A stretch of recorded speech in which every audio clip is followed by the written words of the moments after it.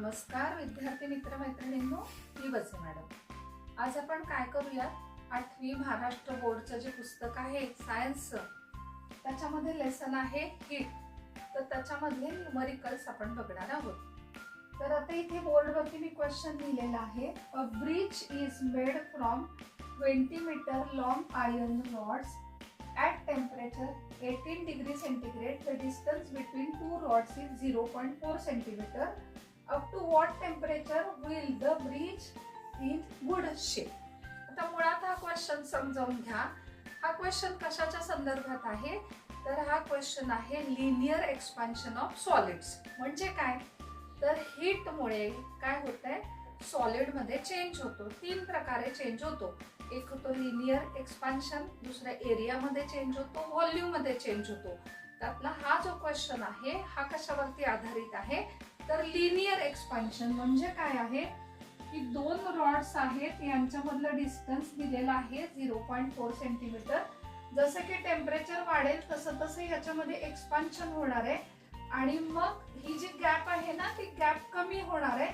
तर कोणत्या टेम्परेचर पर्यंत ही जी गॅप आहे किंवा कुठल्या टेम्परेचरला हे जे एक्सपान्शन आहे ते एक्सपान्शन योग्य प्रकारे असणार आहे, आपल्याला फाइंड आउट करायचं आहे। तर विद्यार्थी मित्र मैत्रिणींनो, बरेच वेळेला 8वीचे विद्यार्थी हा क्वेश्चन सोडवायची टाळाटाळ करतात, तर फार तो काही अवघड नाहीये, आपण तो सोप्या पद्धतीने बघूया। आता काय करूया बघा, given information, a bridge is made from 20 metre long iron.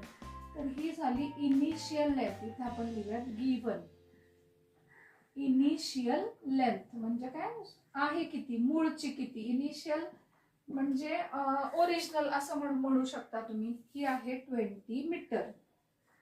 त्यानंतर काय दिलंय, टेम्परेचर दिलंय, त्याला सुद्धा मी म्हणते इनिशियल टेम्परेचर।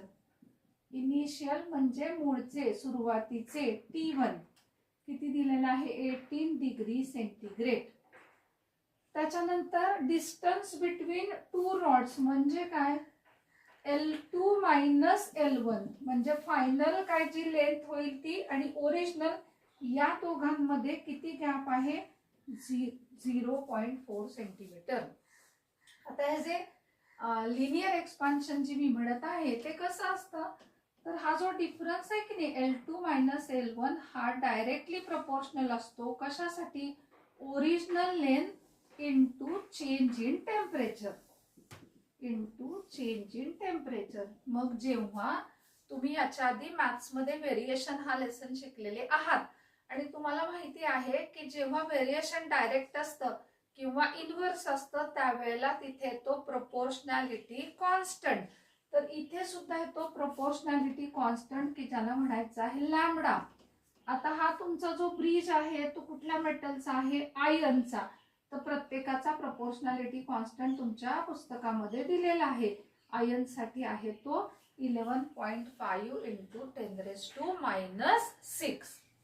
आता पुढे प्रश्न काय विचारलाय, ऍट व्हॉट टेम्परेचर म्हणजे काय आहे, आपल्याला काय करायचंय, तर फायनल टेम्परेचर फाइंड आउट करायचंय।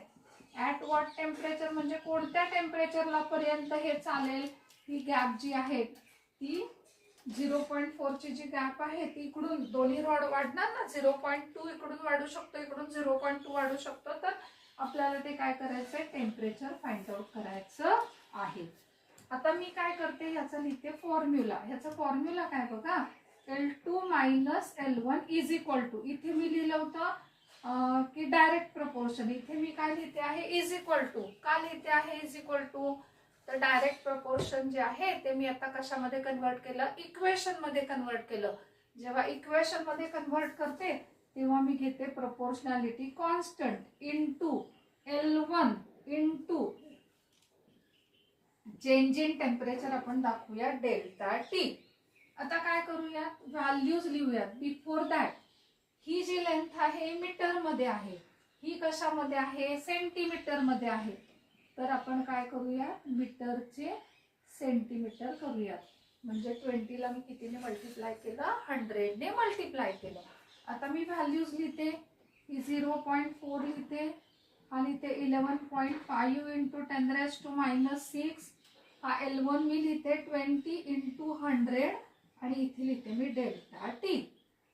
0.4 लिहिला, हा 11.5 लिहिला, हा 10⁻⁻6 लिहिला. आता ही जी व्हॅल्यू आहे ती मी लिहिणार आहे 2 × 10⁻³ × डेल्टा टी. 1 2 3 0 आहेत की नाही. आता हे लिहिते 0.4 = 11.5 × 2. तर तुम्ही शिकलात laws of indices. a⁻m × a⁻n gives a⁻m + n. So m + n केले तर हे काय झाले 10⁻³ × डेल्टा टी. आता हे 2 मी या साईडला घेते. हे 0.4 / 2 = काय झाले 11.5 × 10⁻³ × डेल्टा टी. आता हे 2 ने डिवाइड केले तर हे काय झाले 0.2 = 11.5 × 10⁻³ × डेल्टा टी. आता तुमच्या मनात मध्ये मध्ये विचार येत असेल की डेल्टा टी काय आहे सांगणार आहे. आता हे 11.5 आपण इकडे घेऊयात. मग काय होईल 0.2 / 11.5 = 10⁻³ × डेल्टा टी. आता विद्यार्थी मित्र मैत्रिणींनो, न्यूमरेटरचा नंबर आणि डिनॉमिनेटरचा नंबर दोघांमध्ये पण आफ्टर डेसिमल पॉइंट काय आहे एकच डिजिट आहे. तर तो डायरेक्ट आपण कट करणार. मग हे होणार 2 / 115 = 10⁻³ × डेल्टा टी. पुढे आता हा 10⁻³ जो आहे तो काय करत आहे इथे न्यूमरेटरला आहे. इकडे तो जाईल डिनॉमिनेटरला. × 10⁻³ = डेल्टा टी. तुम्ही हे पण शिकलात a⁻m असेल तर 1/a⁻m करतात.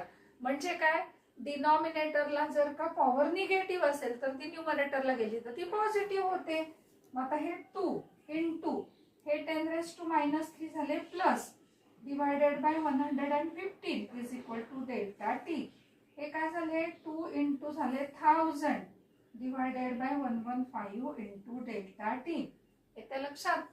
आता हे 2 × 1000 काय झाले 2000 डिवायडेड बाय 105 = डेल्टा टी. याला मी 5 ने डिवाइड करते ह्याला 23 ह्याला 4 हे 0 0. बघा आता इथे लिहिते. हे काय आले 400 डिवायडेड बाय 23 = डेल्टा टी. मी काय केले इथे 23 चे टेबल तयार करून ठेवलेलं आहे. तुम्ही पण असं करायला लागेल. आता 23 × 23 1 40 - 23 10 - 3 7 1 17 माले 170 इथे जाते मी 1 2 3 4 5 6 7 -1 6 1 करते. इथे आले 9 बरोबर.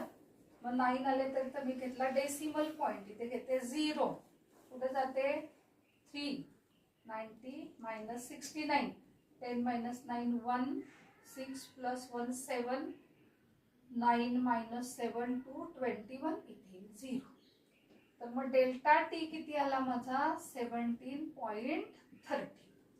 आता झालं डेल्टा टी आला. आता काय करायचंय मला प्रश्न अजून मी सोडवलाच नाहीये. ऍट व्हॉट टेम्परेचर बरोबर की नाही. मग आता इथे काय करते मी 17.3 = काय आहे डेल्टा टी. आता मगासपासून जो डेल्टा टी असा मी जो उल्लेख करत आहे तो काय आहे तो आहे चेंज इन टेम्परेचर. म्हणजे काय T2 फायनल टेम्परेचर आणि T1 इनिशियल टेम्परेचर 17.30 = T2 मला फाइंड आउट करायचं आहे. T1 किती आहे 18. हे मायनस आहे इकडे गेले तर ते प्लस होतील = T2. आता हे सुद्धा ऍडिशन करताना कधी कधी चूक होते. हे 18 म्हणजे काय आहे 18.00 हे 0.30 8 + 7 15 कॅरी 1 35.30 T2. तर T2 ची व्हॅल्यू माझी किती आलेली आहे 35.30 डिग्री सेंटीग्रेड. तर ऍट व्हॉट टेम्परेचर तर मी काय केलं कोणत्या टेम्परेचरला हे होणार आहे 35.30 डिग्री सेंटीग्रेड. तर विद्यार्थी मित्र मैत्रिणींनो हा क्वेश्चन थोडासा सोप्या पद्धतीने कसं सोडवायचं आहे मी तुम्हाला शिकवलेलं आहे. तर तुम्ही हा व्हिडिओ बघा आणि जरूर याप्रमाणे तुम्ही तो क्वेश्चन सोडवायचा प्रयत्न करा. आणि त्याचबरोबर तुम्ही व्हिडिओला लाईक करा, व्हिडिओ शेअर करा, चॅनल सबस्क्राईब करा. आणि जर का तुम्हाला ऑनलाईन क्लासची रिक्वायरमेंट असेल तर हा जो नंबर आहे 9922888626 याच्यावरती मला संपर्क करा. Thank you very much.